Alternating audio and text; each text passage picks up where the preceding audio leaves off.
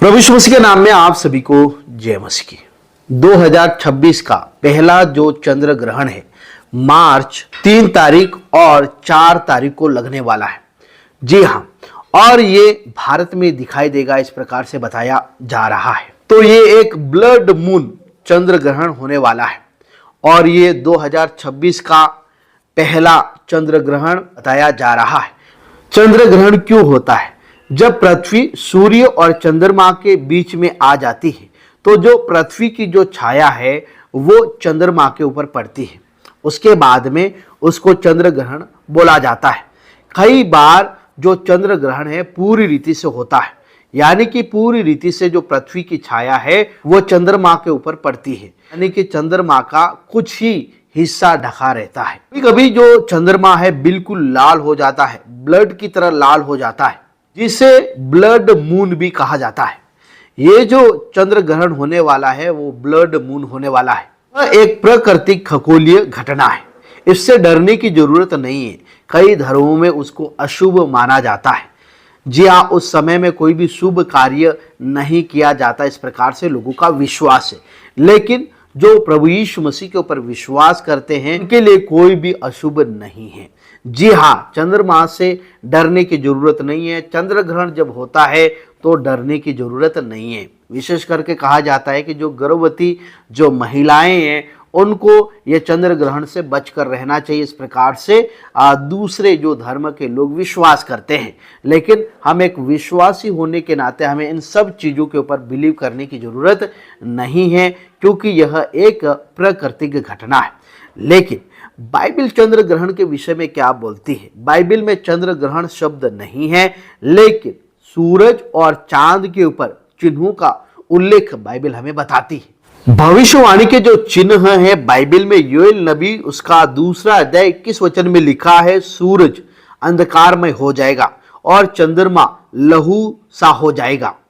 यहोवा का महान और भयानक दिन आएगा। उस समय में जो सूर्य है अंधकारमय हो जाएगा और जो चंद्रमा है वो लहू सा हो जाएगा। ये जो चंद्र ग्रहण होने वाला है वो ब्लड मून होने वाला, यानी कि वो पूरी रीति से लहू जैसा हो जाएगा, बिल्कुल लाल हो जाएगा। प्रेरितों के काम उसका 2 अध्याय 20 वचन में भी लिखा है, सूर्य अंधकारमय और चंद्रमा लहू सा हो जाएगा। प्रकाशित वाक्य 6 अध्याय 12 वचन में लिखा है, चंद्रमा लहू के समान हो गया। इसलिए मेरे प्रिय भाई बहन, प्रभु का आगमन बहुत ही निकट है। लेकिन ये जो चिन्ह है वो हमें याद दिलाते हैं, हमें घबराने की जरूरत नहीं है, हमें विश्वास में और मजबूत होने की जरूरत है, क्योंकि प्रभु का जो आना है वो बहुत निकट है। क्या जब चंद्र ग्रहण होता है तो क्या ये यीशु मसीह के आने के संकेत है? क्या ये एक चिन्ह है? तो मैं आपको बता दूं कि चंद्र ग्रहण हजारों सालों से होते आ रहे हैं। यह परमेश्वर के द्वारा एक बनाई गई एक सृष्टि का एक व्यवस्था है। 3 दिनों में प्रभु यीशु मसीह के आगमन में ये घटनाएं होगी। ऐसा नहीं है कि उस समय में ये घटनाएं जो बाइबल में लिखा है वो नहीं होगा, वो होकर रहेगा। लेकिन हम देख रहे हैं कि चंद्र ग्रहण होते हैं, सूर्य ग्रहण होते हैं, परमेश्वर की सृष्टि है। और बाइबल में हम देख सकते हैं कि जब प्रभु का आगमन होगा उस समय में जो प्राकृतिक घटनाएं होगी। जी हाँ, ये एक चिन्ह हम देख सकते हैं जो लगातार परमेश्वर हमें याद दिलाते हैं कि प्रभु का आगमन बहुत निकट है। उत्पत्ति 1 अध्याय 14 वचन में हम पढ़ सकते हैं, वहां पर परमेश्वर ने आकाश मंडल में 2 ज्योतियां जो नियुक्त किया है। कि अगर आप ध्यान से परमेश्वर का वचन को पढ़ेंगे, उत्पत्ति उसका 1 अध्याय 14 वचन में ही लिखा है, फिर परमेश्वर ने कहा दिन को रात से अलग करने के लिए आकाश के अंतर में ज्योतियां हो। आगे लिखा है, और वे चिन्हों और नियमित समयों और दिनों और वर्षों के कारण हो, और वे ज्योतियां आकाश के अंतर में पृथ्वी पर प्रकाश देने वाली भी ठहरे, और वैसा ही हो गया। तब परमेश्वर ने 2 बड़ी ज्योतियां बनाई, उनमें से बड़ी ज्योति को दिन पर प्रभुता करने के लिए और छोटी ज्योति को रात पर प्रभुता करने के लिए बनाया, और तारागण भी बनाए। देखिए यहाँ पर लिखा है कि और वे चिन्हों और नियमित समयों और दिनों और वर्षों के कारण हो, यानी कि जो परमेश्वर ने 2 ज्योतियां बनाया है उनमें चिन्ह भी प्रकट होगा। बाइबल में पहले स्पष्ट रूप से बता दिया गया था। मेरे प्रिय भाई बहन, परमेश्वर ने सूर्य और चंद्रमा को समय और चिन्ह के लिए भी बनाया है, यह भी याद रखना है। साथ ही साथ चिन्ह देने के लिए भी परमेश्वर ने बनाया है। लेकिन हर एक चंद्र ग्रहण, हर एक सूर्य ग्रहण अंतिम समय नहीं है। तो हमें एक विश्वासी को क्या करना चाहिए? चंद्र ग्रहण को देखकर डरने की जरूरत नहीं है। डर नहीं, हमें विश्वास से आगे बढ़ना है, क्योंकि यह सब परमेश्वर के नियंत्रण में है।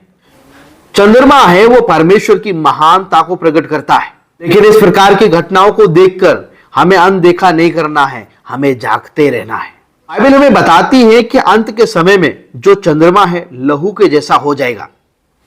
हर जो ग्रहण है वो अंत नहीं है, पर यह हमें याद दिलाता है कि प्रभु यीशु मसीह का आगमन बहुत निकट है। डरिए मत। अगर आप प्रभु यीशु मसीह के ऊपर विश्वास करते हैं तो कोई भी चिन्ह से आपको डरने की जरूरत नहीं है, आपको भयभीत होने की जरूरत नहीं है, क्योंकि प्रभु आपके साथ में है। चंद्र ग्रहण एक प्राकृतिक घटना है। बाइबल में चंद्रमा के विषय में चिन्ह का उल्लेख किया गया है। यह भी जा रहा है कि 2026 में 2 चंद्र ग्रहण होने वाले हैं। पहला जो चंद्र ग्रहण है वो मार्च 3 तारीख से 4 मार्च तक होगा। उसके बाद दूसरा जो चंद्र ग्रहण है वो अगस्त 28 तारीख को होगा। इस प्रकार से बताया जा रहा है।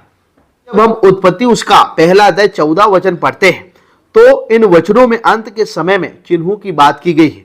देखिए, जब हम योएल नबी की किताब पढ़ते हैं, प्रकाशित वाक्य पढ़ते हैं, प्रेरितों के काम की किताब पढ़ते हैं, मत्ती रचित सुसमाचार की किताब पढ़ते हैं, इन वचनों में हम देख सकते हैं कि अंत के समय में चिन्हों की बात की गई है। जब हम इस प्रकार की घटनाओं को देखते हैं तो परमेश्वर का वचन हमें याद आता है कि सचमुच में परमेश्वर का वचन जीवित है और उसका वर्णन पहले ही कर दिया गया था।